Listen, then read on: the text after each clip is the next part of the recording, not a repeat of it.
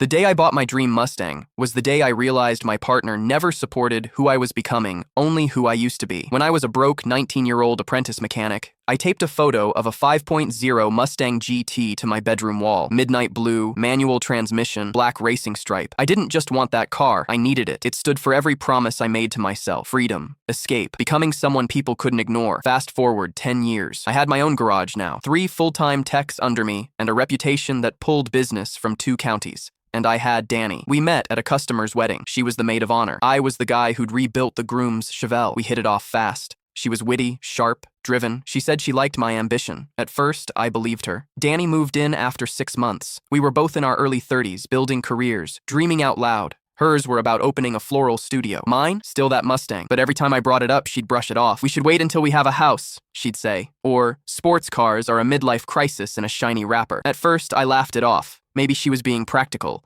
Then practical became dismissive. She'd talk over me when I'd show her listings, roll her eyes when I talked about engine upgrades. I started wondering, was this really about the car? The answer came the day I put down a deposit on a 2023 GT. Midnight blue, just like the poster. When I told her, she froze. Not angry, just quiet. Then she said something that changed everything. You know what scares me most? Not the money, not the noise. It's that once you get that car, you won't need me anymore. I stared at her, trying to figure out if she was joking. She wasn't. That car means more to you than I do, she said. It's not just a car to you, it's your new life. And I'm not part of it. That hit like a brick. Not because she was wrong, but because she was right. Not in the way she meant, though. I'd worked my whole life to crawl out of the hole I started in. That car wasn't just horsepower and leather seats. It was proof I wasn't stuck anymore. I asked her, do you really think I'm leaving you for a machine? She didn't answer, just walked out of the room. What followed were weeks of passive-aggressive silences, guilt trips, and emotional whiplash. She accused me of being selfish, of chasing status. She said I was turning into someone else, someone arrogant, but I wasn't turning into someone else. I was finally becoming myself. The final straw came the day the Mustang arrived. I had it delivered to the garage. I posted a photo. Within minutes, she called. You really did it without me? I replied, you were never with me on this. That's the point. We broke up that night. She packed her stuff 2 days later. Didn't cry, didn't say goodbye,